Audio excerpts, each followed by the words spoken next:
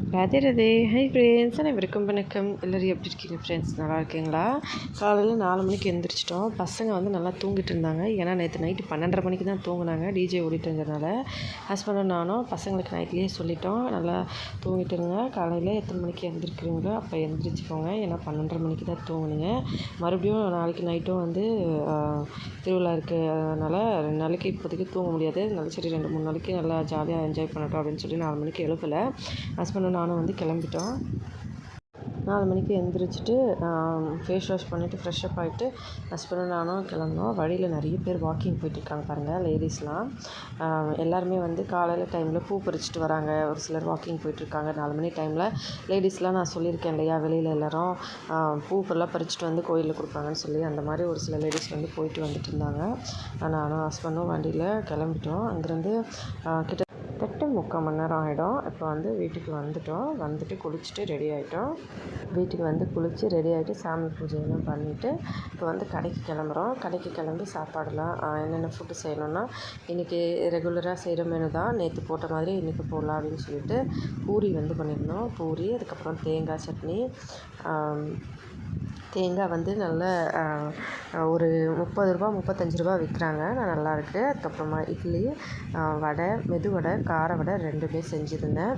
தேங்காய் ரேட்டு தான் ரொம்ப அதிகமான மாதிரி இருந்துச்சு. அதுக்கப்புறம் பட்டாணி குழம்பு, இது ஃபுல்லாக செஞ்சுருந்தேன். இது வந்து கார வடை, மெதுவடை இன்னும் கொஞ்சம் இதில் வச்சுருக்கேன் ஹாட் கேஸில். அதுக்கப்புறமா இதில் வந்து சாம்பார், பூரி, இவ்வளோ தான் இன்றைக்கி வேணும்.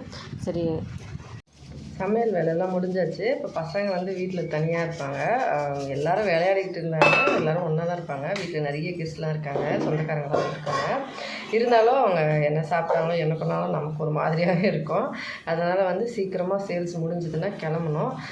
இன்றைக்கி என்னன்னு தெரியல, இவ்வளோ நேரம் ஆகியும் யாருமே ஆளை காணோம். ஒரு சில டைமில் நான் சமைக்கும் போதே ஆளுங்க வந்துடுவாங்க, அங்கே வந்து வைக்கிறதுக்குள்ளேயே. இன்றைக்கி ரொம்ப லேட் ஆகிடுச்சு, யாரையும் காணோம். என்ன பார்க்கணும். இன்றைக்கி முதலுக்கே மோசன்ற மாதிரி ஆகிடுச்சு. சுத்தமாக வந்து சேல்ஸ் இல்லை. நேற்று வந்து சுத்தமாக போயிடுச்சு, ஒன்றுமே நிற்கலை. இன்றைக்கி வந்து முதலுக்கு மோசம்தான், சுத்தமாக வந்து ஆகலை. இவ்வளோ கஷ்டப்பட்டு வந்தோம், எல்லாம் செஞ்சோம். சரி பரவாயில்ல, பார்த்துக்கலான்னு வியாபாரம்னா அப்படி தானே இருக்கும் அப்படின்னு மனசை நம்மளே தேற்றிட்டு அதுக்கப்புறம் வீட்டுக்கு வந்து ரெடி ஆகிட்டு மறுபடியும் கடைக்கு வந்து கடையிலேருந்து வந்துட்டோம். கிளம்பி வரும்போது வழியில் வந்து கோணக்காய் மரத்தை பார்த்துட்டு ஹஸ்பண்ட் கிட்டே, கோணக்காயெல்லாம் நல்லா பெருசாகிடுச்சிங்கன்னு சொன்ன உடனே வண்டியை நிப்பாட்டிட்டு எனக்கு அது பிடிக்கும் அப்படின்னு சொல்லிட்டு பறிச்சு கொடுக்க ஆரம்பிச்சிட்டாரு. ஆக்சுவலாக இது கோணப்புளியங்காய், கோணக்காய், அந்த மாதிரி ஒரு ஊரில் ஒரு பேர் சொல்லுவாங்க. கொடுக்கா புளி அந்த மாதிரி. உங்கள் ஊரில் என்ன சொல்லுவாங்கன்னு சொல்லி எனக்கு கமெண்ட்டில் சொல்லுங்கள். இன்றைக்கி செம்மையாக சாப்பிட வேண்டியதான் அப்படின்னு சொல்லி எல்லாத்தையும் வந்து டக்குன்னு பிரித்து எல்லாத்தையும் நான் வந்து அப்படியே பேக்கில் போட ஆரம்பிச்சிட்டேன். ஹஸ்பண்ட் வந்து வண்டி மேலேருந்து அப்படியே ஏறி நின்று அழுத்துட்டு இருந்தார். கீழே வந்து சாப்பாடு வந்து கடையிலேருந்து கொண்டு வந்த இட்லி, பட்டாணி குழம்பு, சாம்பார், அதுக்கப்புறம் சட்னி, பூரி எல்லாமே மீதி ஆகிடுச்சு. அதனால் அதான் சொன்னேன் இல்லையா, முதலுக்கே மோசம்னு. அதனால் வந்து எல்லாமே வந்து பாதி பேக் பண்ணி எடுத்துகிட்டு வந்துட்டோம். அம்மாவுக்கு கொஞ்சம் கொஞ்சமாக கொடுத்துட்டு மீதி வந்து மாடுக்கு கொடுத்துட்டு சொல்லிவிட்டு வந்துட்டோம். வந்தவுடனே எங்கள் வழியில் பார்த்த உடனே ஒரே சந்தோஷம். எனக்கு கோணக்கானா ரொம்ப பிடிக்கும். ஹஸ்பண்ட் வந்து கொஞ்சம் பறிச்சுட்டு மறுபடியும் இந்த பக்கம் அந்த பக்கம் இருக்குதுன்னு சொல்லி காட்டிகிட்டே இருந்தேன். இருமா பறிக்கிற இருமா அப்படின்னு சொல்லிட்டு பறிச்சுட்டே இருந்தார். அவ்வளோதான், கிளம்பலாமா அப்படின்னு கேட்டார். இல்லைங்க அங்கேயும் இருக்குது அப்படின்னு சொல்லி காமிச்சேன். சரி இதை இருக்கிறேன் அப்படின்னு சொல்லிவிட்டு அங்கே ஒரு குச்சி எதுவும் காணோம் பக்கத்தில். எல்லாம் ரோட்டில் போகிறவங்க வரவங்கலாம் அப்படியே விசித்திரமாக பார்க்குறாங்க. என்ன பண்ணுறீங்க, என்னது இது அப்படின்ற மாதிரி கேட்டுட்டு இருந்தாங்க. ஆக்சுவலாக இது கோணப்புளியங்க, யாருக்குமே தெரியலை போல். எல்லா பக்கமும் விழுந்து கிடந்தது. அதுக்கப்புறம் ஹஸ்பண்ட் வந்து அங்கேயே ஒரு குச்சி வந்து அந்த மரத்தில் உடஞ்சிருந்தது, அதையே பிடிச்சி இழுத்துட்டு இருந்தார். அதில் முள் இருக்குன்னு சொல்லி நான் வேணான்னு சொன்னேன். பரவாயில்ல விட்டுருங்க அப்படின்னு சொன்னேன். இது உனக்கு இப்போ கோணப்புளியங்க தான் வேணும்னு நினச்ச மாதிரி நான் பிச்சு தரேன் அப்படின்ற மாதிரி பிடிச்சி அதை இழுத்து அதுக்கப்புறம் மேலேருந்து ஒன்றா வந்து பறிக்க ஆரம்பிச்சிட்டாரு. ஆக்சுவலாக அவருக்குமே இது சாப்பிட்ற பொருள்னு தெரியவே தெரியாது. சென்னையில் ஒர்க் பண்ணும்போது ஒரு நாள் வந்து ஒர்க் பண்ண இடத்துலேருந்து ஒரு நாள் வந்து அந்த கம்பெனி பக்கத்தில் இது வந்து நிறைய இருந்துச்சு. நான் வந்து பார்த்துட்டு இந்த மாதிரி இதுதான் வந்து கோணக்காய் அப்படின்னு சொல்லிட்டு சொன்னேன். ஹஸ்பண்ட் வந்து இது என்னது இது அப்படின்னு கேட்டார். இந்த மாதிரி இது வந்து சாப்பிடுவாங்க அப்படின்னு சொன்னேன். சாப்பிடுவீங்களா, விஜய் ஏதாவது ஆக போகுது அப்படின்னு சொல்கிறார். இல்லைங்க அதெல்லாம் ஒன்றும் ஆகாது, இது சூப்பராக இருக்கும் சாப்பிட்றதுக்கு அப்படின்னு சொல்லிட்டு நான் வந்து ஹஸ்பண்ட் கிட்டே சொன்ன உடனே அவரும் வந்து நான் சாப்பிட்றத பார்த்துட்டு வேணாம்னாரு. அதுக்கப்புறம் இல்லைங்க இதெல்லாம் நல்லா சாப்பிடுவாங்க, உங்களுக்கு தெரியாதா அப்படின்னு கேட்டால், இல்லை ஒடிசாவில் சாப்பிட மாட்டாங்க அப்படின்னு சொன்னார். அதுக்கப்புறமா வந்து நான் சாப்பிட்றத பார்த்துட்டு அவருமே வந்து சாப்பிட ஆரம்பிச்சிட்டாரு. அன்றைக்கிலேருந்து இவருக்கு தெரியும் இதுவும் வந்து சாப்பிட்ற பொருள் தான்னு சொல்லி. டேஸ்ட்டுமே நல்லாயிருக்கும். நான் சொன்னதுனால நம்பி என் கூட இவரும் சாப்பிடுவார். மற்றபடி வந்து ஒடிசாவில் யாரும் சாப்பிட மாட்டாங்க. வழியில் போகிறவங்க வரவங்கலாம் என்னன்னு கேட்டுக்கிட்டே இருந்தாங்க. அதுக்கப்புறமா வந்து எல்லாத்தையும் எடுத்துகிட்டு வந்துட்டு இருந்தேன். ஒன்று விழுந்துடுச்சு. விடுவேனா நான் அதையும் எடுத்துட்டேன். ஏன்னா எப்படியும் தோல் மேலே தானே இருக்குது, தொடச்சிடலாம் அப்படின்னு சொல்லிட்டு. அதுக்கப்புறமா வந்து அந்த பக்கம் இன்னும் நிறைய இருந்துச்சு. அங்கே இருக்குது இங்கே இருக்குதுன்னு மாற்றி மாற்றி காட்டிகிட்டே இருந்தேன். அவரும் வந்து எடுத்து கொடுத்துட்டே இருந்தார்.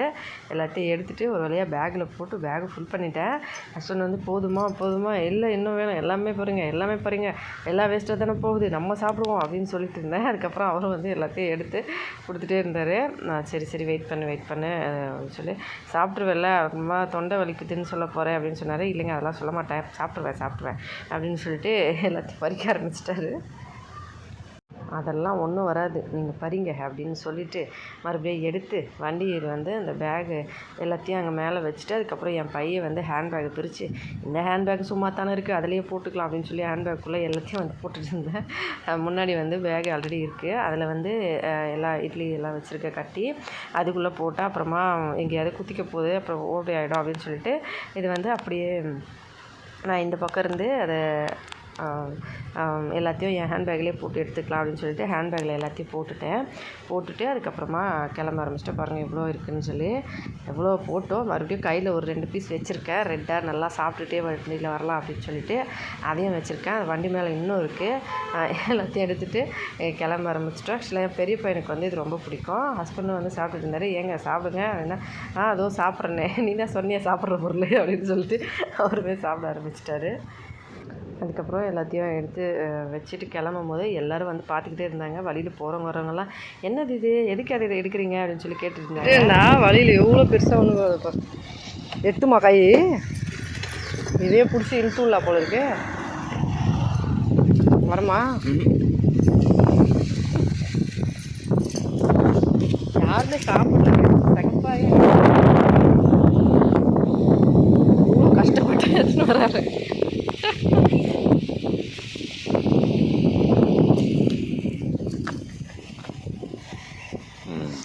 எல்லோரும் எப்படி பார்ப்பாங்க மாதிரி திரும்பி என்னதுடா அது, ஏதோ புதுசாக இது சாப்பிட்றாங்கன்னு. வேணாம் அவர் ரொம்ப முள் இருக்கு, முள்ளெல்லாம் இருக்கும். நான் வேணாண்டாம்மா சொல்கிறேன், அவர் தான் எனக்கு பிடிக்கும், நல்லா பறிச்சுட்டு வந்துருக்காரு.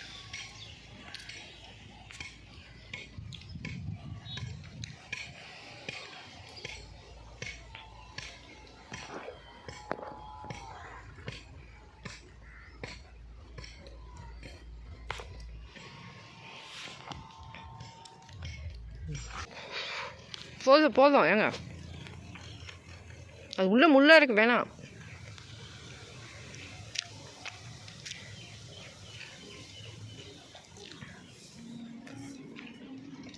போதும்,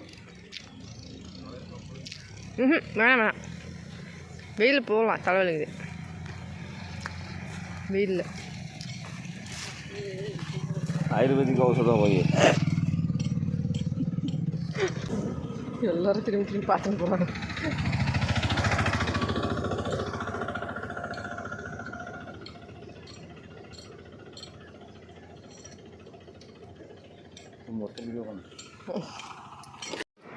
ये कौन देखिछु?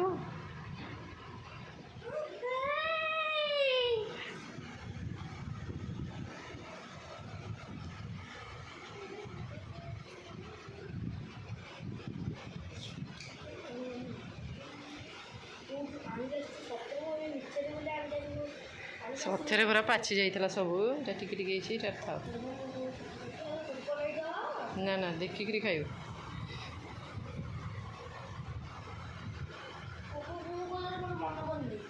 ଧଳା କଲର, ମଞ୍ଜି କଳା କଲର।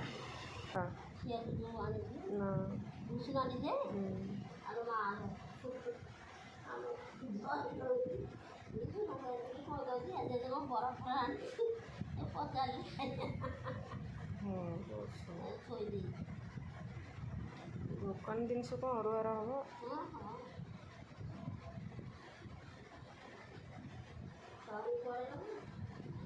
କୁଆଡ଼େ ଗଲେ ସିଆଡ଼େ କୁଆଡ଼େ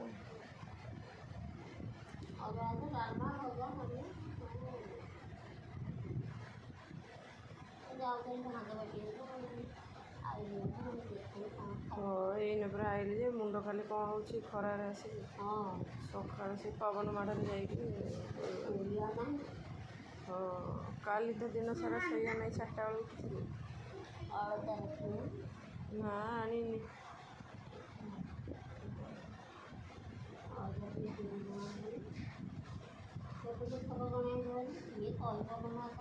ହଁ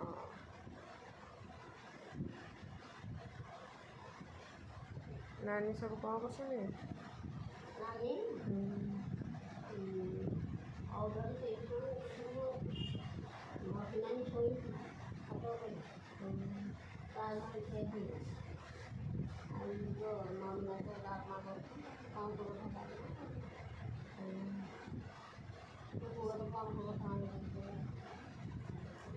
କିଏ?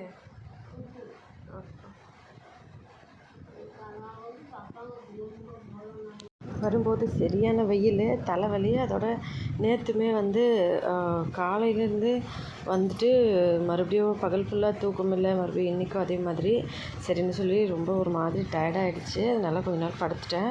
என் மாமியார் வந்து கூப்பிட்டாங்க அந்த பக்கம் வர சொல்லி. நானும் சரின்னு சொல்லிவிட்டு கொஞ்சம் நேரம் கழித்து வரமா உடம்பு முடியலன்னு சொன்னேன். அதுக்கப்புறம் சரின்னு சொன்னாங்க. எங்கள் நாத்தனார் வந்திருக்கிறதுனால நாத்தனார் சமைக்கிறாங்களாம். அதனால் அவங்களுக்கு ஓகே. ஆனால் வந்து கொஞ்சம் நேரம் பொறுத்து வரேன் எனக்கு தலைவலிக்குதுன்னு சொன்னேன். சரின்னு சொன்னாங்க. சொல்லிவிட்டு பேசிகிட்டு இருந்தாங்க கொஞ்ச நேரம். பசங்க வந்து காலையிலேருந்து எதுவுமே சாப்பிட்லையா. நான் வீட்டில் வந்து 2 மேரிகோல்டு பிஸ்கெட் 10 ரூபா வச்சுட்டு வந்திருந்தேன். அதை மட்டுமே சாப்பிட்டுட்டு இவ்வளோ நேரம் விளையாடிட்டு இருக்காங்க. வேறு எதுவுமே சாப்பிடல. ஏன் சாப்பிட்லன்னு விளையாடுற இன்ட்ரெஸ்ட்லேயே இருக்காங்க. என்ன பண்ணுறது அப்படின்னு சொன்னாங்க. சரின்னு சொல்லி நானும் எதுவும் கேட்டுக்கல. சரி பசங்க வந்து இப்போ சாப்பிடுவாங்க அப்படின்னு சொல்லிட்டு நான் வந்து வரும்போது கொண்டு வந்திருந்தேன். பையன் வந்து ரெடி ஆகிட்டு இருந்தால் குளிக்கிறதுக்கு. குளிச்சுட்டு வந்து ட்ரெஸ் சேஞ்ச் பண்ணிவிட்டு இப்போ கிளம்புவான்.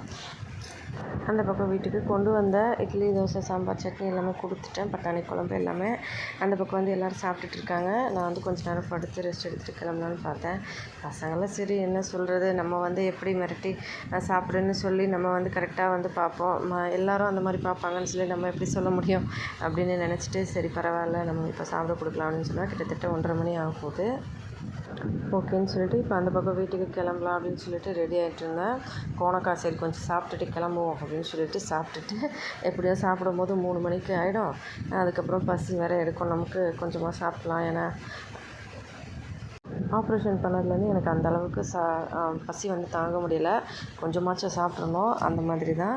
அது என்னன்னு தெரியல. ஃபஸ்ட்லாம் வந்து ரொம்ப நேரம் சாப்பிடாம கூட இருப்பேன். இப்போ வந்து கொஞ்சம் அந்த மாதிரி இருந்தாலும் வயிறு வந்து ரொம்ப கேஸ் ஆன மாதிரி அப்படியே வந்து கொஞ்சம் சைடு எஃபெக்ட்ஸ்லாம் தெரியுது. அதனால் வந்து உடனே சாப்பிட்டுடுறது.